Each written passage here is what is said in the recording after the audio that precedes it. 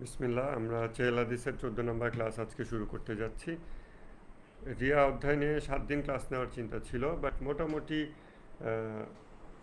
প্রয়োজনীয় যেগুলো কাভার করার সেগুলো কাভার হয়ে গেছে আমাদের 5 দিনে, এবং আজকে কাভার হয়ে যাবে আশা করতেছি। তো আমি এই জন্য এটাকে আর লিঙ্গার করতে চাইলাম না।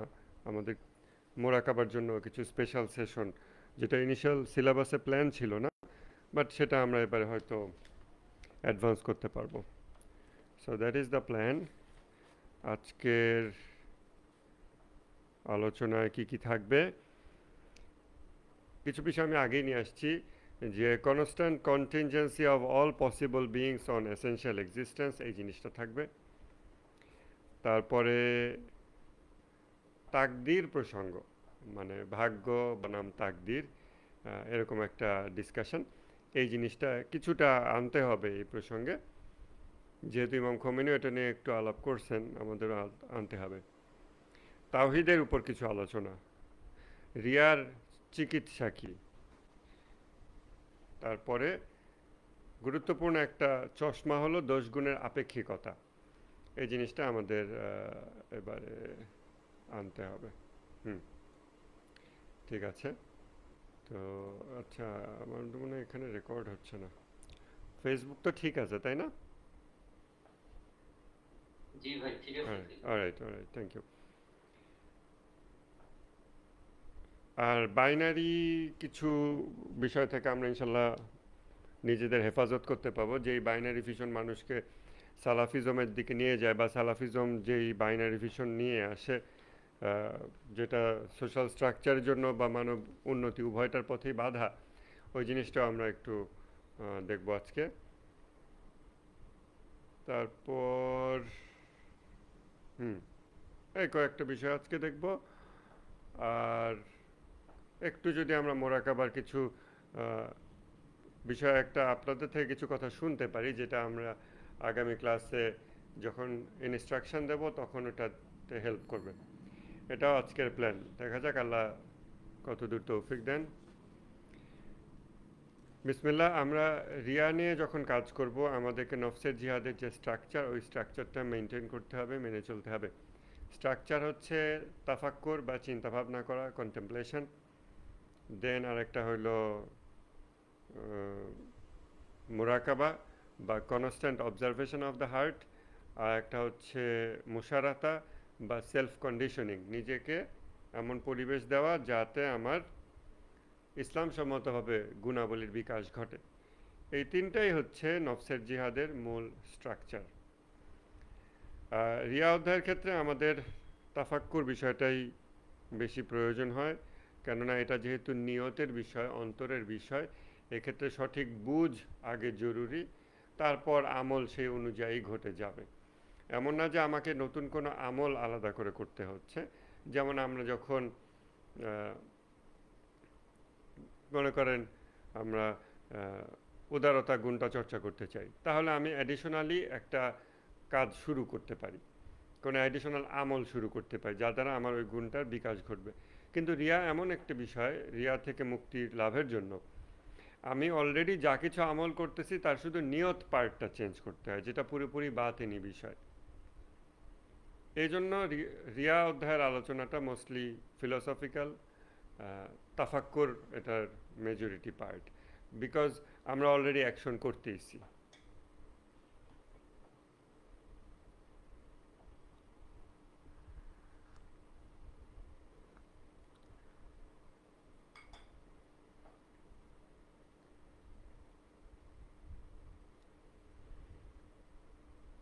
আমরা কি কি বিষয়ের আগে তাফাক্কুর করছি, চিন্তাভাবনা করছি, সেগুলো একটু স্মরণ করে নেন। আমাদের চশমাগুলো, মানুষ একটা নিয়ত সম্পন্ন প্রাণী। মানুষের প্রতিটা কথা কর্মের নিয়ত থাকে। নিয়ত এবং কর্ম একত্রে ঘটে, একত্রে থাকে, একটা ছাড়া আর একটার অস্তিত্ব লাভ হয় না।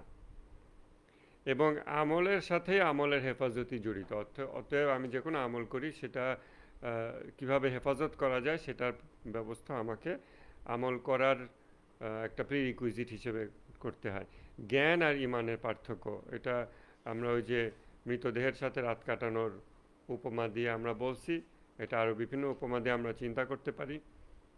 এবং এটার সাথে আমরা আরেকটা বিষয় নিয়ে আসছি, সেটা হলো যে পার্সোনাল রেশনালিটি পার্সোনাল রেশনালিটি আর হায়ার রেশনালিটি, এইগুলোকে আমরা নিজেদের লাইফে কীভাবে ইনকর্পোরেট করতে পারি। প্রাথমিকভাবে মানুষের পার্সোনাল যে রেশনাল থিঙ্কিং, ব্যক্তিগতভাবে আমি যেই যুক্তিসঙ্গত চিন্তাভাবনা করি, আমার যুক্তি, আমার আমার যে আকল, আমার যেই বিবেক, সেটা আমাকে যা কিছু বলতেছে এটা আমি মেনে চলবো।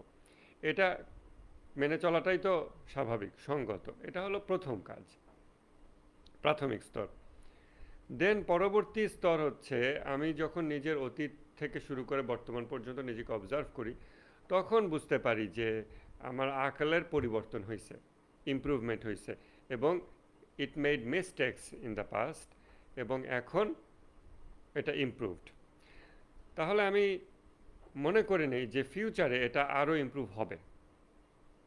অর্থাৎ যারা সেকুলার চিন্তাধারায় বিশ্বাসী বা রিলিজিয়াস কোনো ব্যক্তিকে তাকলিদ করা, অনুসরণ করায় বিশ্বাসী না, তারাও যদি একটু চিন্তা করে, তাফাক্কুর করে, চিন্তা ভাবনা করে, কন্টেমপ্লেট করে, তারা বুঝতে পারবে যে আমার নিজেরই অতীতের বুদ্ধির থেকে বর্তমানে বুদ্ধি একটু উন্নত। এটাই যখন বাস্তবতা, তাহলে আজকে আমার রেশনালিটি যা বলতেছে তা আগামীকালকে ভিন্ন কিছু বলতে পারে, এটাও হইতে পারে। সেক্ষেত্রে আমি যদি এমন কোনো ব্যক্তির কাছ থেকে একটা বুদ্ধি নিলাম যে অলরেডি আমার থেকে 20 বছর আগায় আছে রেশনালিটিতে, তাহলে আমি 20 বছর একটা জাম্প করলাম, 20 বছর এগিয়ে গেলাম, অ্যাডভান্সড। যেভাবে আমরা একজন ইঞ্জিনিয়ারের তৈরি করা বা অনেক ইঞ্জিনিয়ার মিলে তৈরি করা মোবাইলগুলো ব্যবহার করতেছি, আমরা নিজেরাও পড়াশোনা করে, জ্ঞান গবেষণা করে এগুলো আবিষ্কার করে তারপর ব্যবহার করতে পারতাম।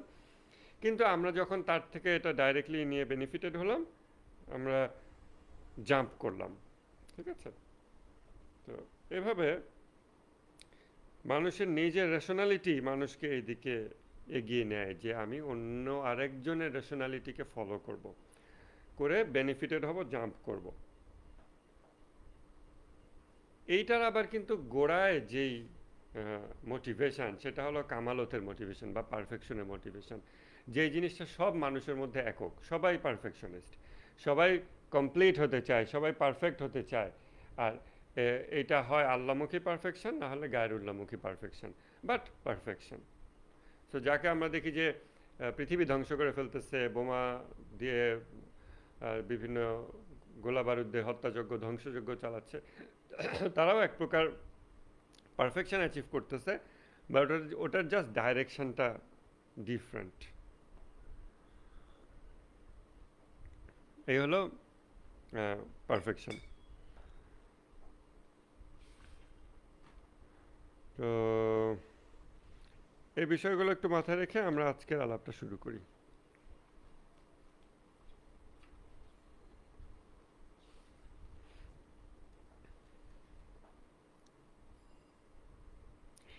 তাকদীর বিষয়ে আলোচনা করি।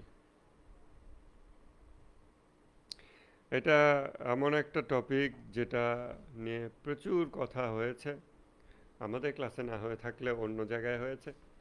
বহুত মানুষ কথা বলেছে, বই লিখেছে এই নিয়ে। এই জায়গাতে আমাদের প্রত্যেকের রেশনাল থিঙ্কিংকে কাজে লাগাতে হবে। সিম্পলি এরকম না যে আমি বলে দিলাম, অথবা ইমাম খোমেনি বলে দিয়েছেন বলে আপনি ওটা সিম্পলি মেনে নিলেন। এটা আপনাকে নিজে প্রচেষ্টা করে বুঝতে হবে। আল্লাহ কি সব কিছু লিখে রাখছে, ঠিক করে রাখছে আগে থেকে, নাকি না, নাকি সব আমার উপরে, আমি ইন্ডিপেন্ডেন্ট কিনা। যদি সব কিছু আগে থেকে এরকম লিখে রাখে, তাহলে হাজারটা প্রশ্ন আসে। খোদা তাআলার ন্যায় বিচারের যে সেন্স জেনারেলি আমাদের মধ্যে ফিল হয়, ওটার সাথে আবার এটা সঙ্গতিশীল হয় না। আবার এটাও ঠিক যে এই মুহূর্তে আমার যা কিছুকে রাইট, কারেক্ট বলে ফিল হয়, তার সাথে যে সব কিছু সঙ্গতিশীল হতেই হবে তাও না। কারণ আমি আজকে যা কিছুকে কারেক্ট বা সঠিক বলে মনে করি, কালকে ওইটা আবার চেঞ্জ হয়, ইমপ্রুভ হয়। ন্যায়ের যে চিন্তা এটা আমাদের মধ্যে চেঞ্জ হয়। যেমন ছোট বাচ্চারা কি মনে করে, সমবন্টন নীতিতে বিশ্বাস করে, যেমন সবাইকে সমান দিতে হবে। আপনারা এখনো বাচ্চাদেরকে অবজার্ভ করবেন, তাদের এই সেন্সটা আসে। যেমন আমরা ছোটবেলায় কোনো খাবার হয়তো আম্মু ভাগ করে দিচ্ছে, আমরা বলতাম যে আমাকেও যেটুকু দেবে বড় ভাইকেও ওটুকু দিতে হবে, অথচ তার শরীরের রিকোয়ারমেন্ট বেশি। এটা স্বাভাবিক, কিন্তু ওটা আমি বুঝতেছি না। আমি মনে করতেছি আমি যা, আব্বু আম্মু আমি বড় ভাই বড় বোন সবাই একরকম পেতে হবে। অথচ আমার পাকস্থলী এতটুকু, তাদের বড়, তাদের শরীরটা বড়, তাদের পরিশ্রম বেশি আমার তুলনায় সব দিক থেকে। তো স্বাভাবিক তারা বেশি ফুড রিকোয়ার করবে। কিন্তু আমি আবার মনে করতেছি যে এখানে তো ন্যায় বিচার হচ্ছে না। তাহলে আমার ন্যায় বিচারের সেন্সটা ওই সময় যা, সেটা পরবর্তীতে আরও ইমপ্রুভ হয়। তারপরেও আমাদের মধ্যে ন্যায় বিচারের সেন্সটা থেকে যায় এবং সেটা আরও আগাতে থাকে। তারপরে মানুষজন এই যে অন্যায়ভাবে যারা হত্যাকাণ্ডের শিকার হয়, তাদের ক্ষেত্রে খোদার ন্যায় বিচারটা কোথায়, এগুলো নিয়ে মানুষ চিন্তা ভাবনা করে। এগুলো নিয়ে চিন্তা করতে গিয়ে অনেকে আবার নাস্তিক হয়ে যায়, আমরা দেখি আর কি। এগুলো এক একটা মানে বাস্তবতা, যেগুলো দুর্ভাগ্যজনকভাবে চারিদিকে ঘটতেছে। তো সেই জায়গায় তারা খোদার ন্যায় বিচারটা বুঝতে পারে না। তো তাদের একটা ন্যায় বিচারের সেন্স তখনও কাজ করে, ওই ছোটোবেলায় একরকম সেন্স কাজ করে। ওটা যে ভুল ছিল, বড় হয়ে সে বুঝতে পারতেছে, মানুষজন তাকে বুঝাই দিছে বা এমনি সে বুঝে গেছে। আবার যে মানুষ অন্যায়ভাবে হত্যাকাণ্ডের শিকার হয়ে শিশু অথবা যারাই হোক মারা গেল, তাদের বেলায় এখানেও যে গডের জাস্টিস যে এটাতে ব্যাহত হয় নাই, এইটা হয়তো এই লোক দু একজন লোককে কেউ বুঝাইতে পারে নাই, অথবা তার নিজের জীবন যাপনে এমন কোনো রাস্তা খুলে যায়নি যাতে সে এটা বুঝতে সক্ষম হবে, যার ফলে সে ওইটা সমাধান করতে না পেরে সে নাস্তিক হয়ে গেল। এই মুহূর্তে আমি একটা কেস ডিল করতেছি যে মনে হচ্ছে যে দু একদিনের মধ্যে দু এক সপ্তাহ বা এরকম মানুষটা পাগল হয়ে যাবে। অথচ চেষ্টা করলাম অনেক বুঝানোর, চেহেল হাদিস দিয়ে এটা ওটা দিয়ে অনেক কিছু পার্সোনালি বুঝালাম, প্রাইভেটলি, এই, কিন্তু মনে হচ্ছে যে না। যেটাকে সাইকিয়াট্রিস্টরা গ্র্যান্ডিওস ডিজিজ বলে মনে হয়, তারপরে থটের প্রবলেম বলে, এই সব প্রবলেম তার ভিতরে তৈরি হচ্ছে, এবার ওটা সাইকিয়াট্রিস্টরা তাদের টার্মিনোলজিতে বলে। এখন এইখানে এইটা যে নার্ভসের রোগ, এটা কোন জায়গা থেকে উৎসরিত হচ্ছে, এটা তো আবার সাইকিয়াট্রিতে পড়ায় না, কিন্তু তাতে তো বাস্তবতা বদলাচ্ছে না। এই এই ন্যায় বিচার, খোদার ন্যায় বিচার, এই প্রশ্নেই কনফিউজড হয়ে তার যেই লেখাগুলো আমি দেখলাম, লেখাগুলো দেখে মনে হচ্ছে যে মানে সে কন্ট্রোল লুজ করবে কিছুদিনের মধ্যে, এরকম একটা অবস্থা। এটা দুঃখজনক। কিভাবে একটা মানুষের অবস্থা এইভাবে পৌঁছালো, সে ভাগ্যবাদ কর্মবাদ, আল্লাহ সব তাকদিরে লিখে রাখছে কিনা, আমার উপর যা অন্যায় হচ্ছে সবকে আল্লাহই করে রাখছে কিনা, এই সব চিন্তা দিয়ে সে এমন কনফিউজড হয়ে যায়, পড়াশোনা করা শিক্ষিত মানুষ, যে একসময় তাকে মানুষ, সাধারণ মানুষজন পাগল বলে বা বলবে সামনে। এটা দুঃখজনক। এবং আমরা যদি সে মানুষ নিজেও বুঝতে পারেনি নিশ্চয়ই, যখন তার এই সিচুয়েশনগুলো পাইল আপ হচ্ছিল, ডেভেলপ হচ্ছিল চারিদিক থেকে, তার জীবনে এক একটা এরিয়া, এক একটা এলিমেন্ট, এক একজন মানুষ এবং সামাজিক সম্পর্ক এবং বস্তুগত সম্পর্ক, এই সব কিছু মিলে তাকে সামগ্রিকভাবে যে মানুষটা গড়ে তুলছিল এই পরিবেশ, সেটা যে তাকে আজকের এই দুরবস্থার দিকে, হাইলি ইন্টেলেকচুয়াল কনফিউজড হিউম্যান বিইংয়ের দিকে এগিয়ে নিয়ে যাচ্ছিল এবং অশান্ত মানুষ হিসেবে তাকে এগিয়ে নিয়ে যাচ্ছিল, এইটা হয়তো সে তখনও বুঝতে পারেনি, তার আশেপাশের লোকেরাও বুঝতে পারেনি, যার ফলে তার আশেপাশের লোকেরা এটা প্রিভেন্ট করার জন্য কোনো পদক্ষেপ নেয়নি।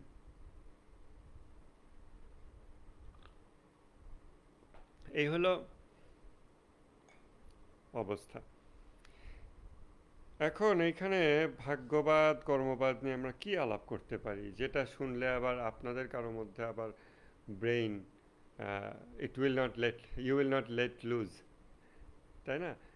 আমরা এর আগে ক্লাসে বলছি, নোটও দিছি এবং বিভিন্ন সময় মুখেও বলছি যে কোনো বিষয়বস্তুর কত গভীরে যাব, এই রাশ টেনে ধরতে না পারলেই আপনি শেষ। আপনি একটা শব্দের অর্থের পিছে ছুটতে ছুটতে আপনি বিগার পিকচার হারিয়ে ফেলতে পারেন। এরকম যদি 10টা শব্দই আপনি খুব গভীরে যাওয়ার জন্য আপনার ভিতরে প্রবৃত্তি কাজ করে, আপনার ভিতর থেকে একটা ইনার পুশ আপনি ফিল করেন, তারপরে ছুটতে ছুটতে খেই হারায় ফেলছে, তখন সে এতটাই ডিসকানেক্টেড অন্য মানুষদের থেকে যে অন্য মানুষও তাকে পাগল বলে। আবার এই ধরনের পটেনশিয়াল সিচুয়েশন নিয়েও সে চিন্তা করে রাখছে, এবং তার লেখা এরকম যে মানুষ যে আমাকে পাগল বলে, আমি কি পাগল নাকি তারা পাগল? হ্যাঁ, তারপরে আমি কি সঠিক নাকি তারা সঠিক? অর্থাৎ মানদণ্ড, এগুলো নিয়ে সে ফ্লোটিং অবস্থায় আছে, ভাসতেছে। হুম, কোনো খুঁটি পাচ্ছে না যেটা ধরে সে স্টার্ট করবে। এবং সিচুয়েশন এত কমপ্লেক্স হয়ে গেছে যে এত দিকে সে নিজেকে ইনভেস্টেড করে ফেলছে, এখন যে আমি একটা দিক ধরে তাকে যে লাইনে এনে তারপরে ধাপে ধাপে ঠিক করব, এটার জন্য মনে হয় 24 ঘন্টা তাকে আমার সামনে রেখে ক্লাস নিয়ে খাওয়া ঘুম চলাফেরা সব কিছু দেখে মেনটেন করে তারপর যদি কয়েক সপ্তাহ এরকম সময় দিলে তারপর যদি কিছু হয়। কিন্তু এরকম আপনি কোথায় পাবেন? কোন মানুষের এই সুযোগ মেলে? ইভেন আমার সুযোগ মিললে অন্য মানুষটার মিলবে কিনা, এরকম অনেক সিচুয়েশন হয়ে যেতে পারে। এসব বিষয় মাথায় রেখে আমাদের কোনো বিষয়ের খুব গভীরে যাওয়ার দরকার নাই। সেই ছেলের যে অবস্থা দেখলাম তাতে এখন তার সিচুয়েশন হলো কমপ্লিটলি তাকে একজন ওস্তাদের অধীনে, একজন শিক্ষক, একজন গাইড, তার অধীনে তাকে জ্ঞানচর্চা, জীবনযাপন এভরিথিং করতে হবে। আমাদের সমাজে এই কালচারটাই চলে গেছে, যার ফলে মানুষ মনে করে 10 মিনিটের একটা ভিডিও দেখে আমি সমাধান পেয়ে যাব। মানে একজন ওস্তাদের অধীনে দীর্ঘদিন জীবনযাপন করে যে একটা বিষয় আমি সমাধান করব, এটা যে পসিবল, এটাই মনে করে না, এটা ইভেন জানেও না।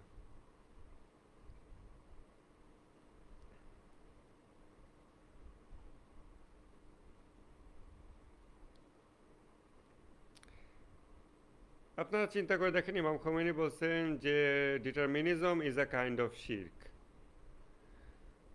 সব কিছু আল্লাহ লিখে রাখছে, ডিটারমাইন করে দিছে, ঠিক করে দিছে, প্রিডেস্টিনেশন, যেটাকে আমরা বাংলা ভাষায় সাধারণত মানুষ তাকদির বলে, এই জিনিসটা এক প্রকার শিরক, ইমাম খোমেনি বলতেছেন।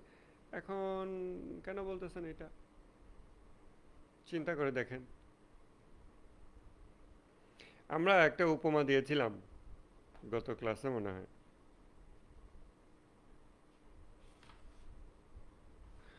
গত ক্লাসে আমরা উপমা দিলাম যে কন্টিনজেন্সি, নির্ভরশীলতা, শর্তাধীন অস্তিত্ব।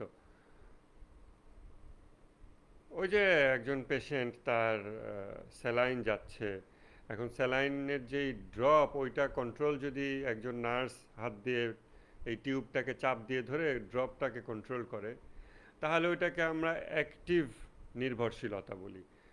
প্রত্যক্ষ নির্ভরশীলতা ওই নার্সের উপরে পরিমিত স্যালাইন পাওয়ার জন্য, ওষুধ স্যালাইন পাওয়ার জন্য। আবার যদি ওইটাকে সে একটা যন্ত্র দিয়ে এভাবে রেগুলেটরের মতো দিয়ে কন্ট্রোল করে দেয়, রেগুলেট করে দিয়ে দেয়, তখন আমরা ওটাকে প্রত্যক্ষ না পরোক্ষ নির্ভরশীলতা বলি। কারণ প্রতি মুহূর্তে ওই জায়গায় নার্স ওটা ধরে নাই, সে ওটাকে শুরু করে দিয়ে গেছিল, এখন যন্ত্রটা এটা করতেছে। তো যন্ত্রের উপর রোগী নির্ভরশীল, ওই রেগুলেটর, আর যন্ত্র যে একটা নির্দিষ্ট অ্যামাউন্টে এটাকে রেগুলেট করতেছে, সেই অবস্থা প্রাপ্তির জন্য যন্ত্রটা আবার নার্সের উপর বা ডাক্তারের উপর নির্ভরশীল হয়। এইভাবে একটা পরোক্ষ নির্ভরশীলতা তৈরি হয়। আমাদের মানব সম্পর্কে এরকম অনেক পরোক্ষ নির্ভরশীলতা আমরা অবজার্ভ করতে পারি। যেমন আপনি বেতন পাচ্ছেন আপনার ম্যানেজার থেকে, ম্যানেজার পাচ্ছে সিইওর থেকে, সিইও পাচ্ছে মেবি আরেক জায়গা থেকে, আবার তার হাতে পয়সা ক্যাশ আসতেছে হচ্ছে কেন্দ্রীয় ব্যাংক নোট ছাপাচ্ছে। এরকম আমরা এরকম চিন্তা করতে পারি একজন আরেকজনের থেকে কিভাবে পাচ্ছে। যেমন আপনি আপনার বাসায় যে গৃহকর্মী আছে তাকে আপনি বেতন দিচ্ছেন, আপনি এই বেতনটা নিজে উৎপাদন করতেছেন, মানে টাকাটা তা না, টাকাটা আপনাকে আবার আপনার বস দিচ্ছে, সে বেতন পায়, সে তার একটা অংশ আপনাকে দেয়, আপনি তার অ্যাসিস্ট্যান্ট মেবি। আপনি আবার আপনার অ্যাসিস্ট্যান্টকে আপনার এখান থেকে একটু অংশ দেন, সে আবার ওখান থেকে তার পরিবারকে দেয়, তারা আবার আরেকজনকে দেয়, দেখছেন? এইভাবে করে উপরেও কিন্তু একটা নির্ভরশীলতা থাকে। অর্থাৎ আমার যেই বস, তার উপর আমার বাড়ির গৃহকর্মীর সন্তানের এক প্রকার পরোক্ষ নির্ভরশীলতা তৈরি হয়। এরকম অনেক পরোক্ষ নির্ভরশীলতার জটিল জাল আমাদের সমাজে বিস্তৃত। আল্লাহ তাআলা আমাদেরকে পরস্পর নির্ভরশীল করে সৃষ্টি করছেন, যেন আমরা পরস্পরের সাথে সদ্গুণাবলীর চর্চা করতে পারি। এটা আল্লাহর ডিজাইনের অংশ। কিন্তু এই পরোক্ষ নির্ভরশীলতা, প্রত্যক্ষ নির্ভরশীলতা, এরকম নানান নির্ভরশীলতা সব আমরা যখন দেখি যে পসিবল এক্সিস্টেন্স বা মুমকিনুল ওজুদ, অর্থাৎ যা কিছু সৃষ্টি হয়েছে, আল্লাহ তাআলা যা কিছু সৃষ্টি করেছেন, এই সকল কিছুর ভিতরে এই ধরনের পারস্পরিক নির্ভরশীলতা, বাস্তু সংস্থান, তারপরে পানি চক্র, এরকম যা কিছু আছে, তার সাথে আমার নির্ভরশীলতা, আমার সাথে এগুলো বস্তুগত নির্ভরশীলতা, তার সাথে অবস্তুগত নির্ভরশীলতা, সব কিছু মিলায় ঝিলায় বিশাল এক জটিল জাল তৈরি হয়ে গেছে প্রত্যক্ষ পরোক্ষ নির্ভরশীলতার একটা কমপ্লেক্স একটা ওয়েব। যে ওয়েবটা টোটালি আবার মানে টোটালি এটা হচ্ছে সৃষ্টি জগতের ভিতরে, মুমকিনুল ওজুদের ভিতরে, পসিবল বিইংয়ের ভিতরে। আবার এই জালের প্রতিটা এলিমেন্ট প্রতি মুহূর্তে তাদের অস্তিত্বের জন্য আবার এসেনশিয়াল এক্সিস্টেন্স, ওয়াজিবুল ওজুদ, অপরিহার্য অস্তিত্ব আল্লাহ তাআলার উপরে নির্ভরশীল। তাহলে এরকম আমরা একটা 3D ইমাজিন করতে পারেন যে একটা এরকম কমপ্লেক্স একটা জাল আছে। এই জালের যে প্রতিটা জয়েন্ট, প্রতিটা নোড যদি হয় এক একটা এক্সিস্টেন্স, যার সাথে আরেকজন ডিপেন্ডেন্ট, তার সাথে আরেকজন ডিপেন্ডেন্ট, এরকম এই প্রতিটা নোড আবার ধরেন একটা করে খুঁটি দিয়ে মাটির উপর দাঁড়ায় আছে, তখন আমরা বলতে পারি যে এই যে জাল, এই জালটার অস্তিত্ব টিকে আছে কারণ এরা একে অপরের উপর নির্ভরশীল। একটা জালের যে গিঁটগুলা থাকে বা মশারির গিঁট, একটা গিঁটের সাথে আর একটা গিঁটের নির্ভরশীলতা আছে, তার সাথে আরেকটার আছে, এবার সব গিঁটের সাথে সব গিঁটের বিভিন্ন রকম নির্ভরশীলতা আছে।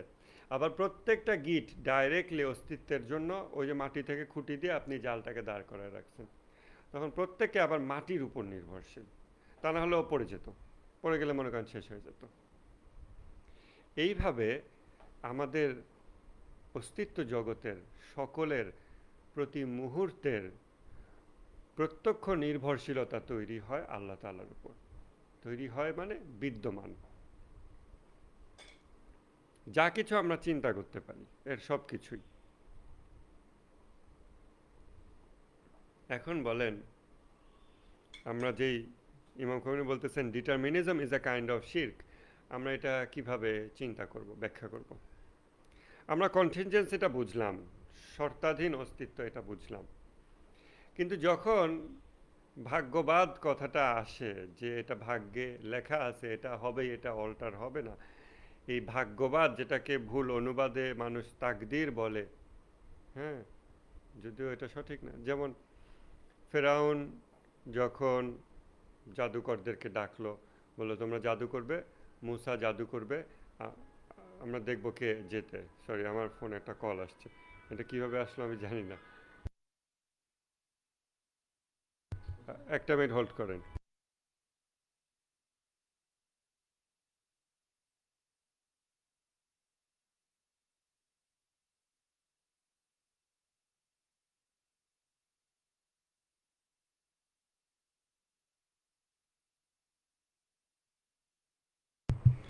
মোবাইল ক্যামেরা ইউজ করার কারণে এই সমস্যাটা হচ্ছে। এনিওয়েজ, মোবাইলে কল ঢুকলে, আমি ফোন সাইলেন্ট করছিলাম বাট জানি না কেন কল ঢুকলো। আমরা কন্টিনজেন্সির উপর আলাপ করতেছিলাম। কন্টিনজেন্সি, এটার থেকে আমরা আচ্ছা, ভাগ্য, তাকদির মানে ভাগ্যবাদ বনাম কর্মবাদ, সেকুলার কর্মবাদে বিশ্বাসী, অনেক ধার্মিক ভাগ্যবাদে বিশ্বাসী যে আল্লাহ সব লিখে রাখছে, বাট দুইটাতেই প্রবলেম আছে। তো মুসা যখন জাদুগুলোকে খেয়ে ফেললো, মানে মুসার লাঠি, তখন ওই জাদুকররা পড়ে গেল সেজদাতে, তাদের ভিতরের কিছু একটা তাদেরকে সেজদায় ফেলে দিল, অর্থাৎ তাদের এমন উপলব্ধি আসলো, ওই উপলব্ধি তাদেরকে সেজদা বনত করলো। তখন ফেরাউন বলল যে আমার অনুমতি ছাড়াই তোমরা মুসার রবকে মেনে নিয়েছো? আমি তো অনুমতি দিইনি, আমি তো তোমাদের গড, রব এটা বলছিলাম। তাহলে আমি তোমাদের হাত এবং পা বিপরীত দিক থেকে কেটে দেব, মানে এই হাত কাটবে আর ওই পা কাটবে। এরকম হলে হয় কি, মানুষের বডি ব্যালেন্স করতে পারে না। হ্যাঁ, কত খারাপ তার শাস্তিটা দেখেন। বিপরীত দিক থেকে হাত এবং পা কেটে দেবে, কেননা সে ব্যালেন্স করতে পারবে না, পড়ে যাবে। আর হুইল চেয়ার বা এইসব জিনিস তো ওই যুগে মনে ছিল না। যাই হোক, এই শাস্তি দিল। তখন ওই নতুন ইসলাম গ্রহণকারী সেই জাদুকররা কি বলল? তারা বলতেছে, যাকে যা তোমার মানে আদেশ করার আমাদের উপরে চাপাই দিবা, দাও, যা যা তুমি করবা করো। তুমি কেবলমাত্র আমার দুনিয়ার তাকদির নিয়ন্ত্রণ করতে পারবে, এর চেয়ে বেশি কিছু না। আমার বলছে তাকদির আল্লাহর হাতে। ওখানে সে বলতেছে যে আমার শুধু দুনিয়াতে তুমি আমাকে কাদার করতে পারবে, আমার কাদার, দুনিয়ার কাদার তোমার হাতে হতে পারে। অর্থাৎ লিমিটেশন, নিয়ন্ত্রণ। আমাকে তুমি জেলবন্দি করতে পারবে, আমাকে মারতে পারবে, এগুলো করতে পারবে। এগুলো হচ্ছে সীমিতকরণ, কোনো কিছুকে লিমিট দেওয়া, আটকায় দেওয়া। তো তুমি কেবলমাত্র আমার দুনিয়ার ভাগ্য পরিবর্তন করতে পারবে, এইটা বলল। তারপর আরও অন্যান্য আয়াত আছে, এটা আমি স্রষ্টা ভাবনা বইয়ের মধ্যে আলোচনা করছিলাম, আপনারা পড়ে থাকলে, না হলে ওটা আমি প্রাসঙ্গিক ডিসকাশনটা আপনাদেরকে গ্রুপ চ্যাটে দিয়ে দিতে পারবো। যেমন আল্লাহ তা বলতেছেন, এই যে পানি চক্র, এগুলোর বর্ণনা দিয়ে আল্লাহ বলতেছেন এটাই আল্লাহর তাকদির। এটাই আল্লাহর তাকদির, মানে আল্লাহর তাকদির মানে কি, আর কেউ আবার আল্লাহর ভাগ্য লিখে রাখছে? তো তাকদিরের আমরা যে অনুবাদ, সরল অনুবাদ করি এবং তার থেকে ভুল দর্শন সৃষ্টি হয়, এইটা ঠিক না। এখন ভাগ্যবাদ বলতে মানুষ যেটা বোঝে যে আল্লাহ সব লিখে রাখছে, এটা অপরিবর্তনীয়, এটা একটা কিছুতে আছে বলে আমার এটা হইতেছে, এরকম যে চিন্তা করতেছে, অপরিবর্তনীয় হিসেবে চিন্তা করতেছে, এইটা হলো শিরক। ওইটাকে সে আল্লাহর সমকক্ষ মনে করতেছে, ওই বিষয়টাকে, ওই জিনিসটাকে। অর্থাৎ প্রতি মুহূর্তে গোটা অস্তিত্ব জগতের সকল কিছুর উপরে যে আল্লাহ তাআলা ক্ষমতাবান এবং আর কোনো কিছুই ক্ষমতাবান নয়। অর্থাৎ এরকম একটা বই, এরকম একটা বই, তাকদির বই, হ্যাঁ, নূরে আলম মাসুদের তাকদির, অমুকের তাকদির, তমুকের তাকদির, এরকম একটা বইয়ে যা আছে সেটার কারণে ঘটতেছে, এরকম যখন কেউ মনে করতেছে এবং আল্লাহকে ওটার পিছনের কারণ হিসেবে দেখে না, বা তার ব্যাখ্যায় আল্লাহ ওইটার পিছনের কারণ হয় না, তার চিন্তায় ওইটাই হয়ে যায় অপরিবর্তনীয় জিনিস, যে আল্লাহ যা লিখে দিছে এটা আর পরিবর্তন হবে না। আমার জন্ম, মৃত্যু, বিয়ে, তারপরে এটা ওটা, আমি দোজখে যাব না বেহেশতে যাব, সব আল্লাহ লিখে দিছে। আল্লাহ লিখে এক জায়গায় রাখছে, এখন ওইটার কারণে আমি এরকম। সো আমি যে আল্লাহর কাছে আর চাইও না তখন যে আল্লাহ এটা পরিবর্তন করে দাও, কারণ ওই বইয়ের মধ্যে আছে। তার মানে আমি আল্লাহকে আর ক্ষমতাসীন হিসেবে দেখতেছি না, আল্লাহকে আমি সর্বময় ক্ষমতার অধিকারী হিসেবে দেখতেছি না, এই জন্য আমি তার কাছে চাইতেওছি না। কারণ চাইবো কেন, এটা তো একটা বইয়ের মধ্যে আছেই, আর এটা তো পরিবর্তন এমনকি আল্লাহও করতে পারবে না। আর যদি আল্লাহ পরিবর্তন করতেই পারে, যদি আমি চাইলে পরিবর্তন হয়ে যায়, যদি আমি করলে পরিবর্তন হয়ে যায়, তাহলে এটার তাকদির হইল কেমনে? মানুষ যেটা বুঝায় ভাগ্যবাদ, তাহলে তো এটা খুব সুলিখিত, এমনকি আমি বেহেশতে যাবো, দোজখে, সেটা তো আর হইল না, কারণ তো পরিবর্তন হয়ে যাচ্ছে। আর যেটা পরিবর্তন হয়ে যায় এরকম জিনিস লিখে রেখেই বা ফায়দাটা কি? আল্লাহ কি ফেরেশতাদের কাছে ইয়ে করবে, ক্রেডিট নেবে যে দেখছো আমি এই তাকদির বইয়ের মধ্যে যা লিখছিলাম 10 বছর পর দেখছো আজকে এটা হচ্ছে, ক্রেডিট নেবে? মানে ওই বইয়ে লিখে রেখে ফায়দাটা কি? এটা একটা অনর্থক কাজ হয়ে যায় না? আল্লাহ তাআলা তো বলছেন যে আমি এই গোটা সৃষ্টি জগৎকে অনর্থক সৃষ্টি করিনি, হক ছাড়া সৃষ্টি করিনি। কোরআনে বলা হয়েছে যেটাকে আমি হক ছাড়া সৃষ্টি করিনি। তো এরকম জাস্ট খেলতাম আছে, এগুলো বাচ্চারা করে, একটা বাজি ধরে ক্রিকেটে অমুক জিতবে, আমি জিতছি, এসব বেটিং করে। বাট আল্লাহর তো এরকম একটা কাগজে লিখে রেখে ভাগ্য, অমুকের ভাগ্য লিখে রাখলাম, তারপরে ওটাই হয়ে যাবে, এটা তো করার তো কোনো দরকার নেই, এটা একটা অনর্থক কাজ হয়ে যায় না? প্লাস যে আবার ওইটাতে বিশ্বাস করতেছে সে তখন মনে করে যে এটা অপরিবর্তনীয়, ওইটাই, এই জন্য সে আর আল্লাহর কাছে চায় না। সো অলরেডি সে এটার কম্প্যারিজনে আল্লাহকে নিয়ে আসে, এবং কোনো কোনো বিষয়ে সে আল্লাহর কাছে চায় না ব্যাকুলভাবে, হতাশ, হাল ছেড়ে দেয়, ভাই আমার ভাগ্যেই এটা আছে, ভাগ্যের লিখন না যায় খণ্ডন, এ ধরনের কথাবার্তায় সে নিজেকে মানে সন্তুষ্ট রাখে। এই ধরনের বাক্য প্রবলেম্যাটিক।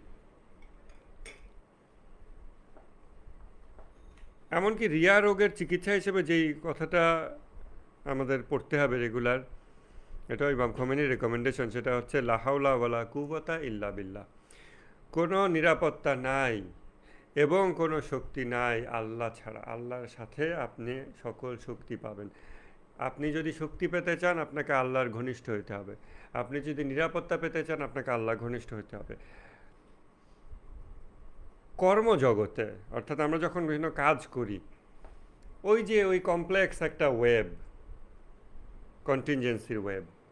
যেমন আমি যখন একটা আপেল কেটে ফেলি, এটা 2 টুকরা হয়ে যায়, এটা একটা শর্তাধীন বিষয়। আমি হাত দিয়ে যা কিছু কর্ম করি, এটা যে ঘটে ওই শর্তটা ওখানে প্রেজেন্ট আছে বলে এটা ঘটে। শর্তের প্রতিটা এলিমেন্ট প্রতি মুহূর্তে আল্লাহর উপর নির্ভরশীল, এবং আমার কর্ম আল্লাহর উপর নির্ভরশীল প্রতি মুহূর্তে। সো আমি যে আপেলটা কেটে ফেলবো, বা কেউ আমাকে যে গুলি করে হত্যা করবে, এইটা প্রতি মুহূর্তেই আল্লাহর উপর আমার মৃত্যুটাও নির্ভরশীল হয়। সো কেউ যদি আমাকে গুলি করে, সাথে সাথে আমি মরে যাব তা না, যদি আল্লাহ অ্যালাউ না করে। যদি আল্লাহ অ্যালাউ করে তাহলে আমি মারা যাব। কেউ যদি গলা কেটে ফেলে, আমরা তো কেন এটার সাথে সাথে 2 টুকরা হয়ে যাবে, না, ওটা 2 টুকরা হবে যদি আল্লাহ অ্যালাউ করে। এরকম যা কিছু, এটা হলে ওটা হয়, আমাদের ম্যাথমেটিক্সের রুলস, ফিজিক্সের যা রুল আছে, বায়োলজি, কেমিস্ট্রি, যা কিছু, এটা হলে এই বিক্রিয়া ঘটে, ওটা হলে এটা হয়। কার্যকারণ বিধি, ল অফ কজালিটি আমরা যেভাবে ব্যাখ্যা করি, এর প্রতিটার সাথে একটা যদি আছে, তখন এটা 2D থাকে না, এটা 3 ডাইমেনশনাল হয়। আপনারা কি বুঝতে পারতেছেন? 2D মানে হলো সরল রৈখিক, এটার যদি এটা, তাহলে ওটা লিনিয়ার আগাচ্ছে, এবং একটা লিনিয়ার 2D একটা মেশ তৈরি হচ্ছে, জাল তৈরি হচ্ছে। আর এর প্রতিটাই আবার যদি আল্লাহ সাপোর্ট দেয়, যদি আল্লাহ অ্যাপ্রুভাল দেয়। সো এই মেশ অস্তিত্ব লাভ করতে থাকে, বিস্তার লাভ করতে থাকে, আমরা কর্ম করতে থাকি, এবং একটা মেশ তৈরি হতে থাকে, আমাদের আমল নামা তৈরি হতে থাকে। বাট আমার আমল, ওই আমলটা অ্যাকচুয়ালাইজ করবে কিনা, বাস্তবায়ন হবে কিনা, এইটা ডিপেন্ড করে প্রতি মুহূর্তে একটা যদির উপর। সেটা হচ্ছে যদি আল্লাহ চান, যদি আল্লাহ অনুমতি দেন। এই বিষয়টা যখন কেউ তার হৃদয়ে এই বিষয়ে আশ্বস্ত হবে, তখন সে কর্মজগতে এই যে 2D মেশ যেটা, কারণ সে এতদিন 2D দেখতো, কর্মজগৎ যদি এটা হয় তাহলে এটা হয়, যদি আমি এই করি তাহলে আমি ওটা পাবো, এই কর্ম করলে ওই রেজাল্ট পাবো, কর্মফল পাবো, এগুলোই সে এতদিন দেখতো। তার ভিশন ছিল 2D, 2 ডাইমেনশনাল। এখন তার ভিশন 3D হয়ে গেছে।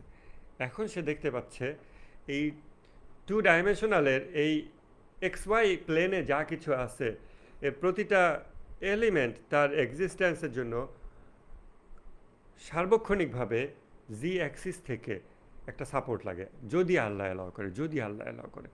তখন সে বোঝে যে কর্মজগৎ শুধু XY প্লেন না, এই সমতলটা, যে এটা করলে ওটা হবে, ওটা করলে ওটা হবে, এভাবে আমি আমার আমলকে বিস্তৃত করতে থাকি, কর্ম করতে থাকি, অর্জন করতে থাকি জীবনের, অন্যের উপর জুলুম করতে পারি, অন্যের উপর দয়া করতে পারি, যা কিছু আমি করতে পারি বলে মনে করতেছি, এসব কিছু আসলে নিচে আল্লাহর উপর নির্ভরশীল। এবং এটা এমন না যে এই নির্ভরশীলতাটা মানে দিয়ে ছেড়ে দিয়ে গেছে ওই যে স্যালাইনের ওই বাহারের মতো, রেগুলেটরের মতো, না, এটা প্রতি মুহূর্তে নির্ভরশীল, প্রত্যক্ষ নির্ভরশীলতা। যখন সে এই 3D দেখতে শুরু করে, এবং এটা একদিনের বিষয় না, এটা তাকে স্থায়ীভাবে এইটা দিয়ে চোখকে ট্রেন আপ করতে হবে। সে 3Dতে বুঝতে পারবে যে প্রতি মুহূর্তে আমাদের সকল কার্যকারণ বিধি আল্লাহর উপর নির্ভরশীল। কার্যকারণ বিধির স্ট্যাটিক এক্সিস্টেন্স, কার্যকারণ বিধির প্রোগ্রেসিভনেস, এভরিথিং আল্লাহর উপর সার্বক্ষণিক নির্ভরশীল।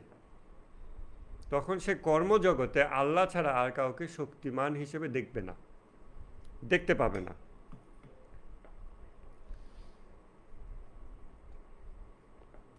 কেননা সবাই মানে জাস্ট চিন্তা করেন, অনেকগুলো খুঁটির উপরে আপনি একটা ছাদ বানাইছেন, ওই ছাদের উপর যাহা কিছু আছে সবগুলো ওই খুঁটির উপর সারাক্ষণ নির্ভরশীল। খুঁটি নাড়ায় ফেললেই শেষ। আপনি ওই ছাদটাকে এক্সটেন্ড করতে চান, আরেকটা খুঁটি দেওয়া লাগে, আরেকটা খুঁটি দিয়ে আপনাকে ওই ছাদটাকে একটু আগায় নিতে হয়, তাই তো? তো এই হচ্ছে কনস্ট্যান্ট কন্টিনজেন্সি, সার্বক্ষণিক নির্ভরশীলতা আল্লাহ তাআলার উপর। এইটা বোঝার সাথে সাথে কর্মজগতে মানুষ আল্লাহ ছাড়া আর কাউকে ক্রিয়াশীল হিসেবে দেখতে পায় না, এবং আর কাউকে শক্তির অধিকারী হিসেবেও দেখতে পায় না।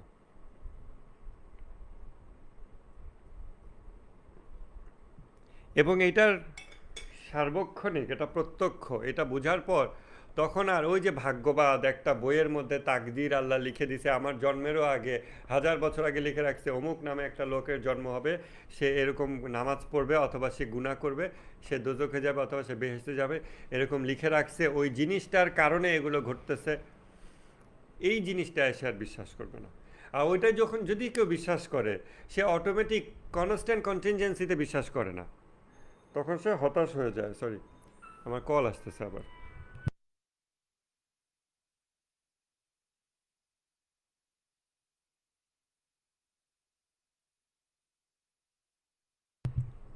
এই হইল কনস্ট্যান্ট কন্টিনজেন্সি। অতএব তাকদীর বা এই ধরনের যা কিছু পপুলার ডিসকোর্সে আছে, এগুলো হচ্ছে kind of false dilemma, kind of মানে ওই টাইপের, আপনাকে একটা ভুল ডোমেইনে আটকায় রেখে যে জিনিসটার প্রকৃত উত্তর দিতে হলে আপনাকে 3D ম্যাথ করতে হবে, সেটা 2D ম্যাথ দিয়ে একটা উত্তর দেওয়ার চেষ্টা করতেছে, যেটা অবশ্যই গুজামিল হয়।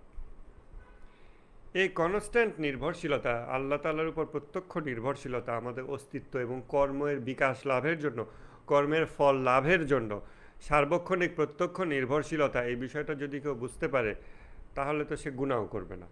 বা সে গুনাহ যদি করে, তার বুদ্ধি এখন আগের থেকে উন্নত, সে বুঝতেছে যে আমি যে গুনাহ করতেছি, এটা যে আল্লাহর থেকে পালায় করতেছি তা না, আল্লাহ আমাকে এটা অ্যালাউ করতেছে, তাই তখন সে আর মানে আল্লাহকে ভুলে থেকে গুনাহ করবে তা না। যদি তখনও সে গুনাহ করে, তখন অ্যাটলিস্ট তার গুনাহ করার অবস্থাটা ভিন্ন হবে। কারণ আমরা সাধারণ মানুষজন যখন আমরা গুনাহ করি, আমরা ওই মুহূর্তে আল্লাহর স্মরণে থাকি না, আল্লাহকে ভুলে গিয়েই সম্ভবত আমরা গুনাহগুলো করি। কিন্তু যখন বা যদি কারো এই দৃষ্টি অর্জন হয়, কর্মের তাওহীদ, কর্ম আল্লাহর, আমরা উপরের লেয়ারে, আমরা এক্স ওয়াই প্ল্যানে আছি, জি অ্যাক্সিসে আল্লাহ অ্যাপ্রুভাল দিলে, সো মূলত তিনি শক্তিশালী, তিনি শক্তিমান, আর কারো কোনো শক্তিই নাই। লা হাওলা ওয়া লা কুওয়াতা ইল্লা বিল্লাহ, কোনো শক্তিই নাই আল্লাহ ছাড়া, কোনো নিরাপত্তাই নাই আল্লাহ ছাড়া। তাহলে আমরা বলি আমি তোমাকে নিরাপত্তা দিচ্ছি, এই বাড়ি আমাকে নিরাপত্তা দেয় পশু পাখি থেকে বা পুলিশ আসলে তার থেকে, কিভাবে? আমরা যে এই নিরাপত্তা বিশ্বাস করি বা মনে করি, এটা হলো শর্তাধীন। একটু কোনো দরজাটা আটকে যাও। এটা হলো শর্তাধীন, এবং এই শর্তটা যখন আমরা ভুলে যাই, তখন আমরা মনে করি কি দেওয়াল আমাকে প্রোটেকশন দিচ্ছে, এই মেঝের উপর আমি দাঁড়ায় আছি, এই মেঝের কারণে আমি দাঁড়ায় থাকতে পারতেছি, এরকম মনে করতেছি। এভাবে আমরা আল্লাহকে মানে দূরে চিন্তা করতে সক্ষম হই। কিন্তু আমরা ওদের কনস্ট্যান্ট কন্টিনজেন্সি যদি বুঝতে পারতাম, তাহলে আমরা আর এভাবে মনে করতাম না যে আমি একটা বাড়ি বানাবো, আমাকে এটা নিরাপদ রাখবে। আমি মনে করতাম যে আল্লাহ আমাকে নিরাপদ রাখবে, আমি একটা বাড়ি বানাবো। আল্লাহ আমাকে খাওয়াবে, আমি কর্ম করব। আল্লাহ আমাকে শান্তি দেবে, আমি নামাজ পড়ব। আল্লাহ আমাকে এটা দেবে, আল্লাহ এটা করবে, আল্লাহর কাছে চাইবো, আল্লাহ দেবে, আর আমি এটা করব। ওইটার একটা অংশ হিসাবে, মানে ওইটার বাস্তবায়ন হিসাবে মূলত আল্লাহ করবে।